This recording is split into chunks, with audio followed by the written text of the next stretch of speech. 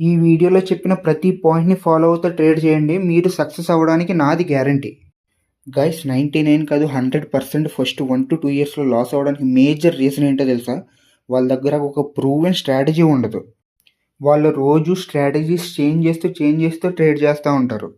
ఒకరోజు trend lines మీద trade చేస్తారు. ఇంకో రోజు సపోర్ట్ అండ్ రెసిస్టెన్స్ బ్రేక్‌ఔట్ మీద ట్రేడ్ చేస్తారు. ఇంకోటి మళ్ళీ ఆర్ఎస్ఐ అంటారు, బోలింగర్ బ్యాండ్స్ అంటారు, మూవింగ్ యావరేజెస్ అంటారు. వాళ్ళకు ప్రూవెన్ స్ట్రాటజీ ఏముండదు. ఏది పడితే ఆ స్ట్రాటజీ మీద ట్రేడ్ చేస్తూ ఉంటారు. ఫర్ ఎగ్జాంపుల్ మనం ఇప్పుడు ఒక యుద్ధానికి వెళ్తున్నప్పుడు మనం ఎంత పెద్ద ఫైటర్ అయినా సరే మన దగ్గర ఒక మంచి వెపన్ లేకపోతే మనం ఏం చేయగలం? ఏం చేయలేం కదా! అలాగే మన దగ్గర ఎంత గొప్ప ట్రేడింగ్ నాలెడ్జ్ ఉన్నా సరే మన దగ్గర ఒక ప్రూవెన్ బ్యాక్ టెస్టెడ్ స్ట్రాటజీ లేకపోతే మనం ఎప్పటికీ సక్సెస్ అవ్వలేం మార్కెట్‌లో. ఒక మంచి స్ట్రాటజీ మనకి అసలు స్టాప్ లాస్ ఎక్కడ పెట్టాలి, ఎంట్రీ ఎక్కడ తీసుకోవాలి, టార్గెట్ ఎక్కడ పెట్టాలి, ఇంకా లాట్ సైజెస్ ఎంత తీసుకోవాలి ఇవన్నీ నేర్పిస్తుంది. సో మనం ఎమోషన్స్తో కాకుండా డిసిప్లిన్తో ట్రేడ్ చేయగలుగుతాం మార్కెట్లో. ఇప్పుడు ఒకే స్ట్రాటజీ తీసుకుని దాన్ని రిపీటెడ్గా మార్కెట్లో ట్రేడ్ చేస్తానే కదా అసలు రియల్ టైం ప్రాఫిటబిలిటీ ఎంత ట్రేడ్కి, అందులో ప్రోస్ ఏమున్నాయి కాన్స్ ఏమున్నాయి మనకు అర్థమవుద్ది. నిజంగానే ఆ స్ట్రాటజీ ద్వారా మనం సక్సెస్ అవ్వగలమా, మనీ సంపాదించగలమా అనేది అర్థమవుద్ది. అలా కాకుండా రోజుకో స్ట్రాటజీ, పూటకో స్ట్రాటజీ మార్చుకుంటా ట్రేడ్ చేస్తూ ఉంటే నీకు అసలు నీ మిస్టేక్స్ ఎలా అర్థమవుతాయి, నువ్వు ఎలా ప్రాఫిటబుల్ అవ్వగలుగుతావు. గుర్తుపెట్టుకోండి, మార్కెట్లో ఈచ్ అండ్ ఎవ్రీ స్ట్రాటజీకి డిఫరెంట్ బిహేవియర్ ఉంటుంది, డిఫరెంట్ విన్ రేట్ ఉంటుంది. ఒక స్ట్రాటజీ 70% విన్ రేట్ ఉంటుంది, ఒక స్ట్రాటజీ 50% విన్ రేట్ ఉంటుంది. అండ్ ఇంకో స్ట్రాటజీకి 1:2 టార్గెట్ పెట్టుకోవాలి, ఇంకొక స్ట్రాటజీకి 1:4 టార్గెట్ పెట్టుకోవాలి. అలా ఎవ్రీ స్ట్రాటజీకి వేరే బిహేవియర్ ఉంటుంది మార్కెట్లో.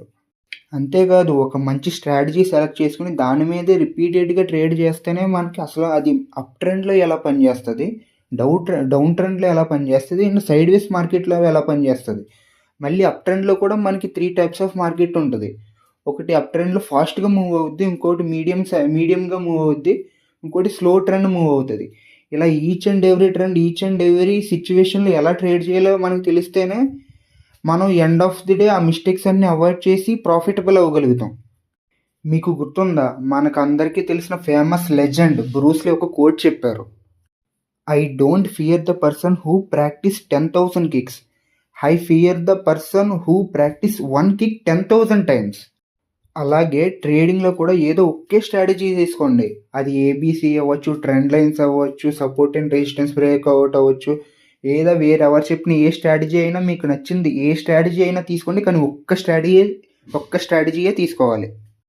ఇప్పుడు మీకు నచ్చిన ఒక స్ట్రాటజీ తీసుకున్నారు కదా, ఇంకా మార్కెట్లో ఎటువంటి స్ట్రాటజీస్ కనిపించినా ఏ ఫార్మేషన్స్ కనిపించినా మీకు అనవసరం, ఆ ఒక్క స్ట్రాటజీనే ఫాలో అవ్వాలి.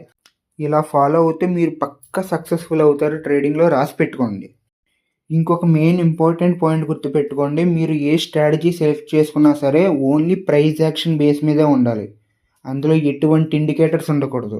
ఇప్పుడు స్టార్టింగ్లో మీకు ఇండికేటర్స్ యూస్ చేస్తా మంచిగా అనిపించినా సరే మీరు 2 ఇయర్స్ 3 ఇయర్స్ తర్వాత అయినా సరే మీరు ప్రైస్ యాక్షన్లోకే మూవ్ అవుతారు.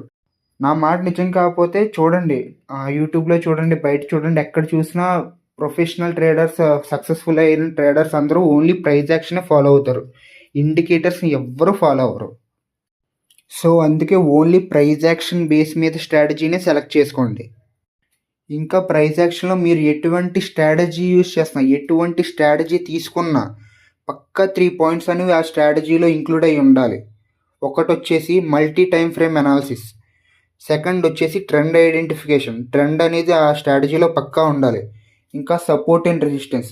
ఈ 3 పక్కా మీరు ఏ స్ట్రాటజీ యూజ్ చేసినా, ఏ స్ట్రాటజీ సెలెక్ట్ చేసుకున్నా అందులో ఈ 3 ఉండాలి.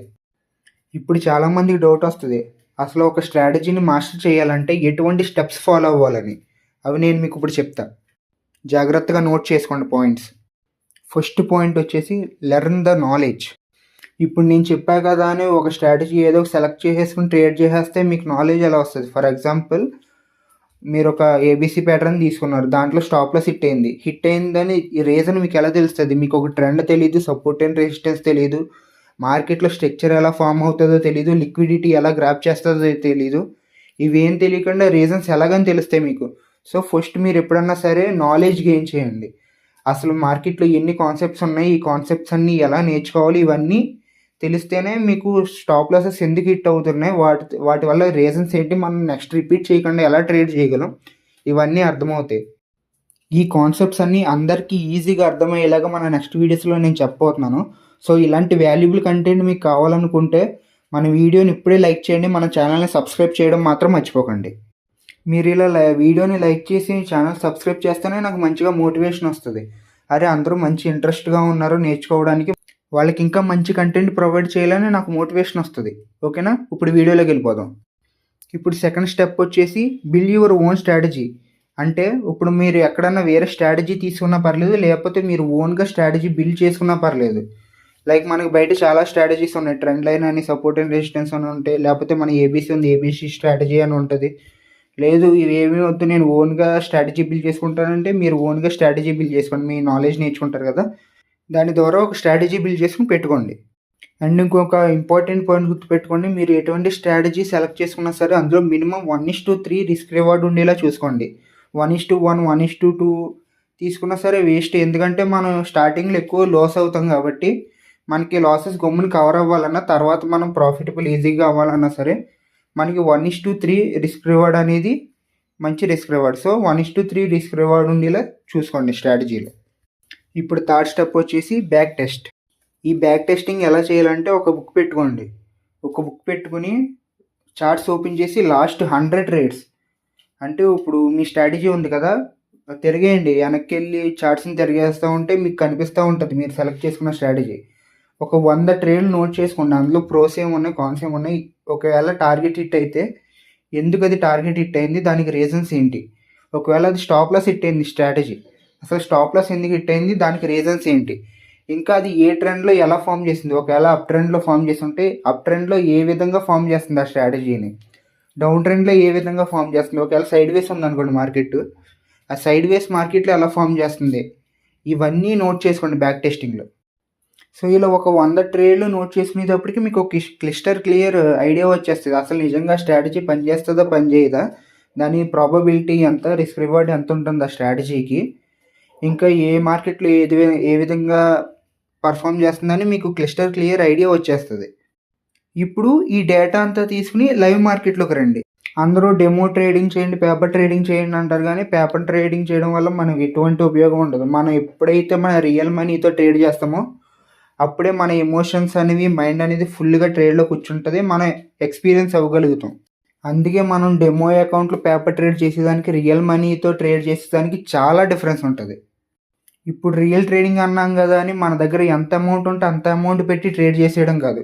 ఫర్ ఎగ్జాంపుల్ ఒక 10,000 తీసుకోండి, ఆ 10,000ని 100గా డివైడెడ్ చేయండి, అంటే 100 భాగాలు చేయండి 10,000ని.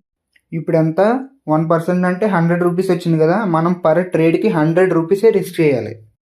ఇలా పర్ ట్రేడ్ 100 రూపీసే రిస్క్ చేస్తే ఒకే స్ట్రాటజీని ఫాలో అవుతా ట్రేడ్ చేయండి. అందులో మీకు ఎటువంటి మిస్టేక్స్ వస్తున్నాయి అవన్నీ నోట్ చేసుకుని ఆ మిస్టేక్స్ని మళ్ళీ రిపీటెడ్ చేయకుండా ట్రేడ్ చేయండి. రాసి పెట్టుకోండి, ఇలా కానీ మీరు ట్రేడ్ చేస్తే మీరు పక్కా సక్సెస్ఫుల్ అవుతారు. ఇప్పుడు చాలామందికి ప్రాసెస్ బోరింగ్ అనిపించవచ్చు, కానీ ఇదే రియాలిటీ. ఎలా చేస్తేనే మీరు సక్సెస్ అవ్వగలరు ట్రేడింగ్లో. ఇది కాదని నువ్వు వెళ్ళి 1 year 2 years 5 years ట్రేడ్ చేసినా సరే ఆఖరికి రియలైజ్ అయ్యి ఇక్కడికే వస్తావు, ఇక్కడి నుంచే స్టార్ట్ చేస్తావు.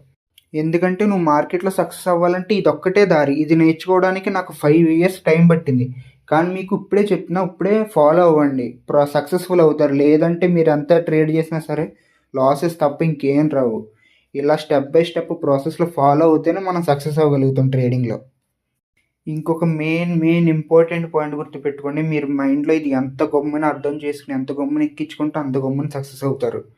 మార్కెట్లో హోలీ క్రిల్ అని 100% విన్నింగ్ స్ట్రాటజీ అని ఎటువంటిది ఉండదు. ఎవరైనా సరే లాస్ అవుతారు, ఎంత గొప్ప ట్రేడర్ అయినా సరే, రాకేష్ జున్జున్వాలా అయినా, వారన్ బఫెట్ అయినా, అందరూ లాస్ అవుతారు.